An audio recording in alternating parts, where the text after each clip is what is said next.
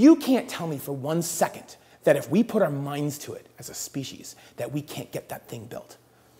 And use the existing materials, it's fine. It's fine.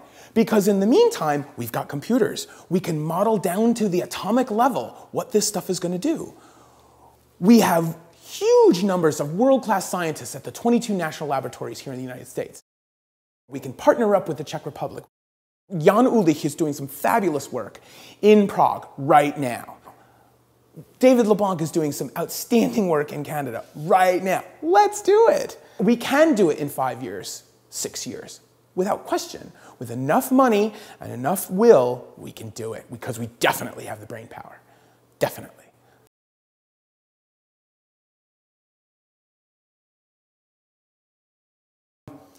A molten salt reactor, particularly either a uranium or a thorium one. I prefer the thorium one, but it needs a kickstart. It needs a kickstart. And there's this thing called K-effective, whatever. You need enough neutrons around to keep the thing going, the so-called chain reaction. The way the molten salt just kind of works is that it is a very efficient expenditure of that fuel, okay? Because unlike solid fuels, everything's kind of swimming around in a soup. And so you get like fabulous surface area with that. And you get really lousy surface area with a solid fuel. You also get a very incomplete utilization of those solid fuels. And there are very real, very direct technical reasons, which I'm not going to go into as to why. The fact that a molten salt reactor is a liquid means by definition you're going to have extremely efficient expenditure of those nuclear fuels. That's great.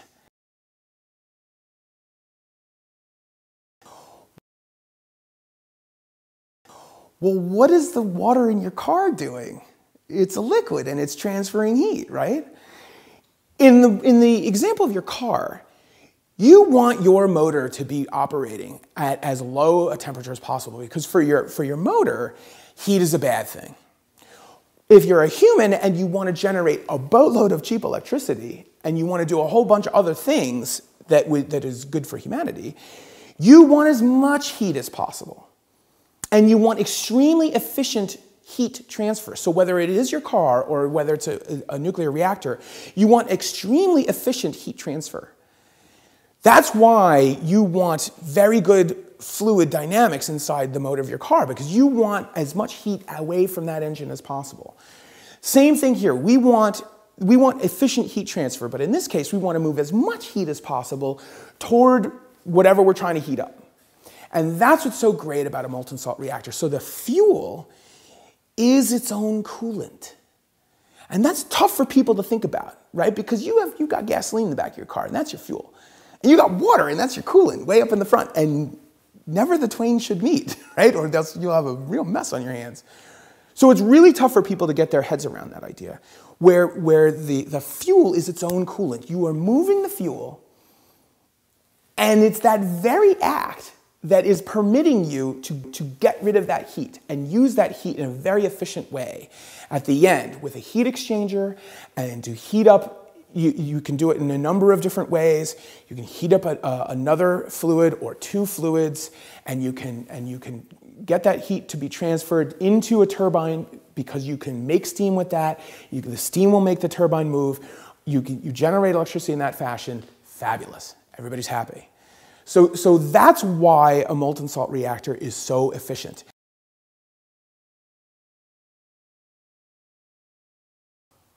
Nuclear waste, as what is historically or classically thought of, basically comes in two forms, okay? Spent nuclear fuel, okay? It's in the form of these pellets, okay? And these are the fuel rods, okay? And those are little pellets, okay? They are around 4 to 5% enriched, okay, of uranium-235. The waste stems from, those are incompletely used, okay? Those are not used to completion, okay? The way we do it right now is, again, poor design. I mean, those are not used to completion, okay? As a result, there are two forms of nuclear waste. There are those unspent, uncompletely utilized fuel rods, okay? And those have two things: fission products, okay, and I'll go into what those are in a second, and so-called transuranics, okay?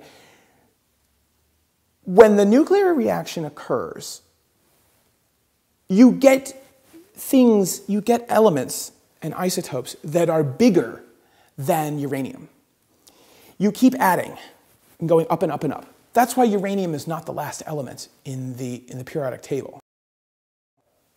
It's not the last element, okay? There are many elements that actually occur after uranium.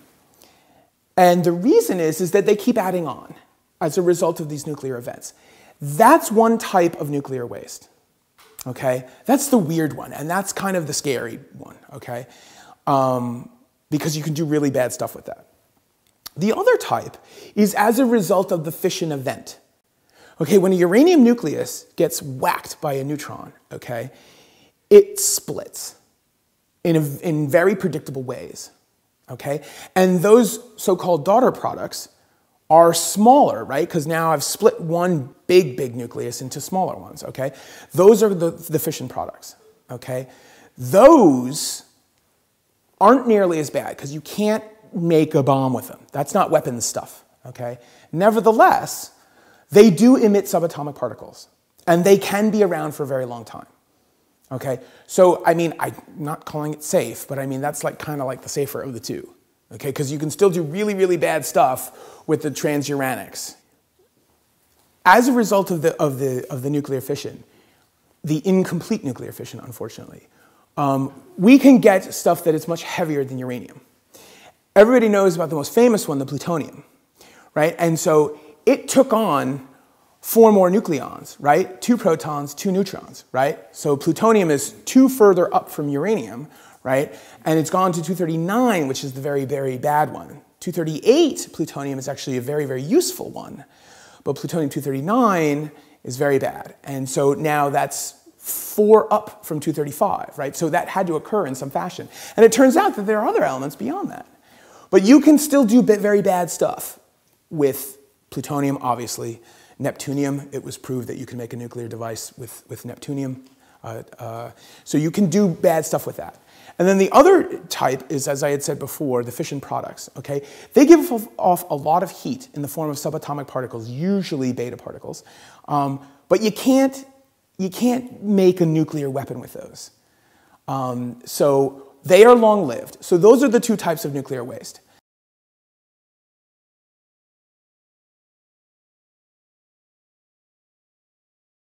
The heat, the fuel is its own coolant. We can expend all of the nuclear waste that we have using a little bit of pretreatment and then throwing it right in, just like a soup. It sounds silly, but that's pretty much what you're doing. There's some technical stuff that goes on and this and that, but I mean, how great would that be to get rid of all that waste? The 2 types of waste that I had said before, that are plaguing the people of Hanford, Washington right now. Because it's been sitting around and it's getting worse and worse and worse. Because now the tanks are starting to leak. Because they chose single-walled tanks. Why would you do that? That's a terrible engineering decision. That's a terrible chemistry or physics decision that was made in 1979 or 1981 when those tanks were built. Bad idea.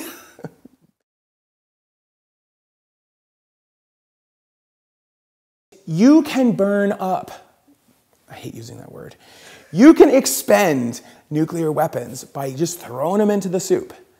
And the reason is that they will get expended, chewed up, very efficiently. There will be very little waste, almost no fissile waste, bad waste at the end.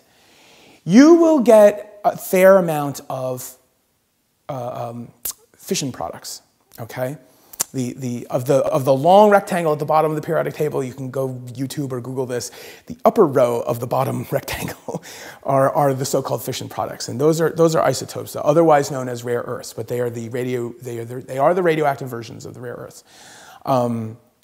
So that's why a molten salt reactor actually works so much more efficiently. You've got fabulous surface area because it's a liquid. So everything's touching everything else. It's one big soup. And you can get very efficient expenditure of that. And that, combined with the fact that it is a liquid, so it's moving.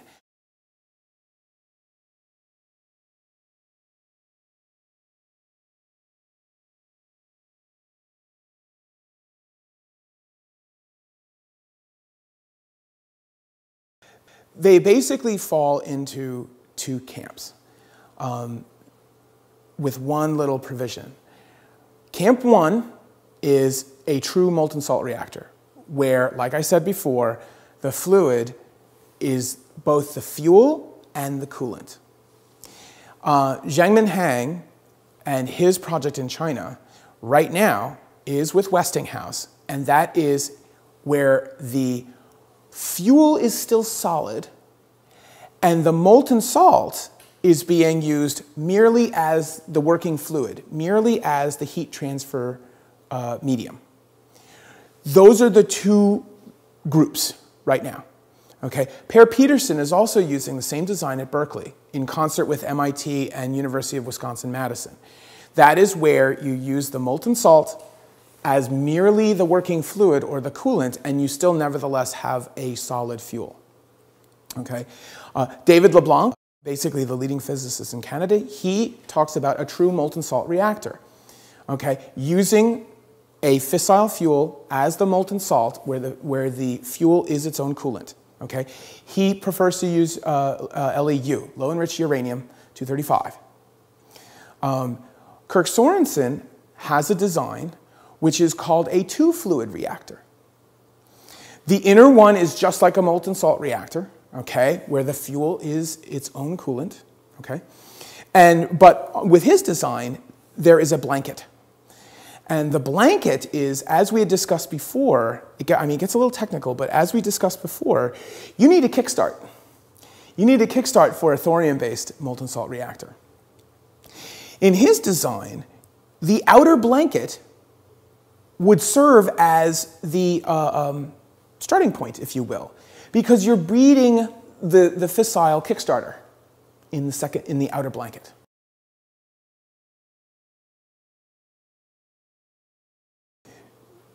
The lifter, as it's called, can't be built, cannot currently be built. Okay, so it is a great design, it's a fabulous design. I would love to see it work, but it can't be built. Okay? We don't know what the best material will be to permit the neutron flux to go out from the inner core, right? And to permit it to breed, okay? Make the fissile in the outer blanket. We don't have that wall material, that wall that separates the two. We don't know what the best material is yet. So it's a great design, but we need to get caught up on the material science and the metallurgy.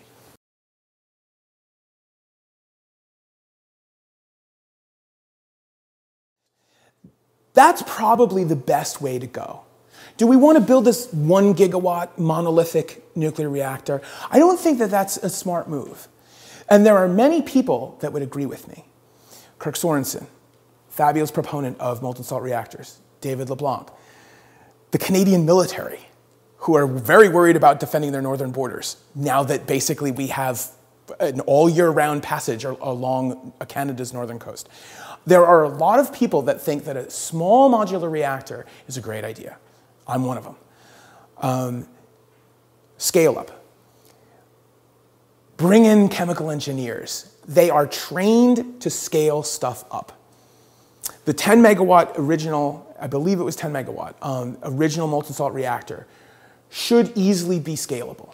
It should easily be scalable. In terms of geometry changes or combined with materials issues, it should easily be scalable. 50 megawatt, 100 megawatt, 250 megawatt, probably 250 seems to be the sweet spot.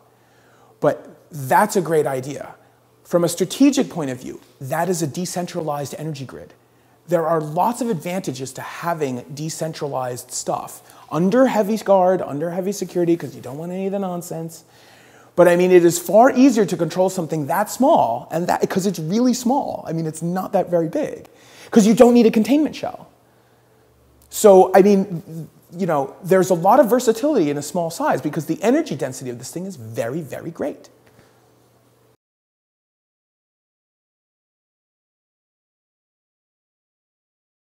So the operative word is called a calandria. It's a tube within a tube, right? So the inner tube is where the fissile fuel is going, and then the outer tube is the so-called blanket. That's a great design. He patented, I think it's great. But even he doesn't know what that material is going to be. I have what I think would solve those problems. I have several candidates that would actually solve those problems. Candidate materials.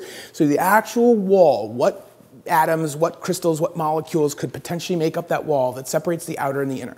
But it solves the three problems, okay? It solves the neutron problem, it solves the embrittlement problem, and it solves the corrosivity problem. In other words, the caustic environment, right? Permits the neutrons to go through, okay? You don't have to worry about this thing called embrittlement, and it can tolerate the harsh chemical and thermal environment.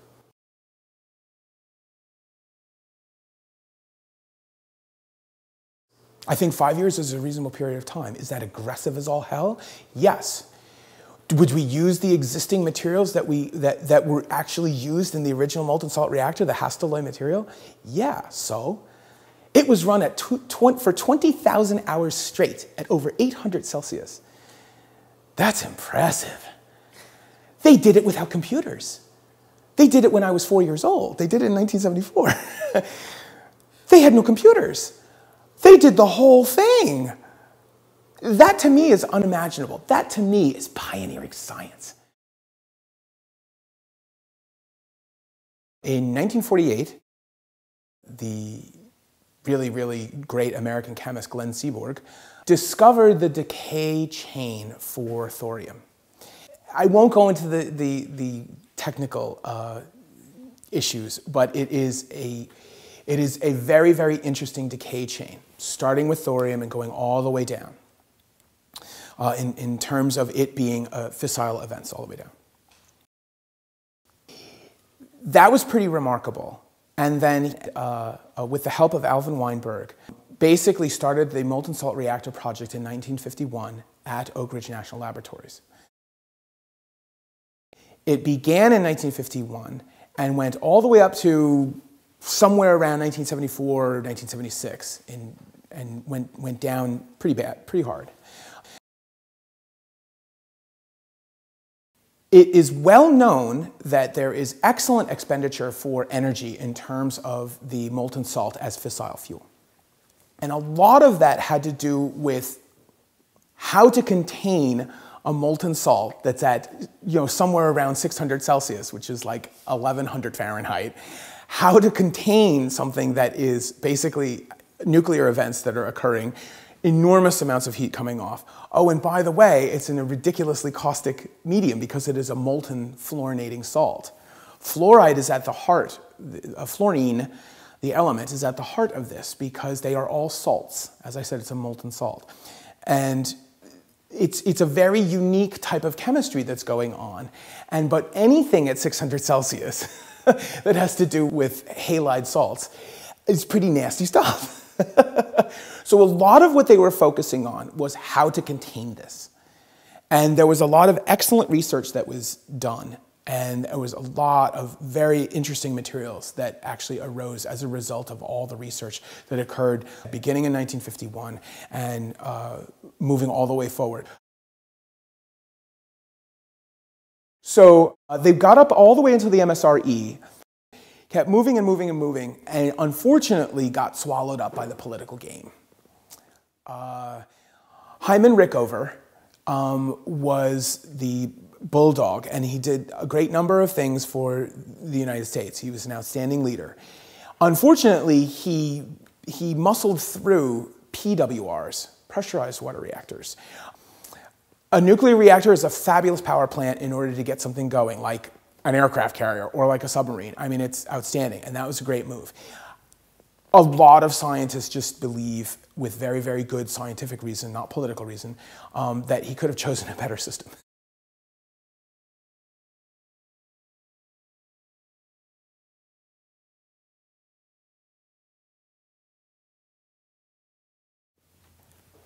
We used solid fuel reactors ever since the first commercial reactor came online in 1958, okay? They are a fabulous energy source with lousy thermodynamics. And so we're stuck with what we have.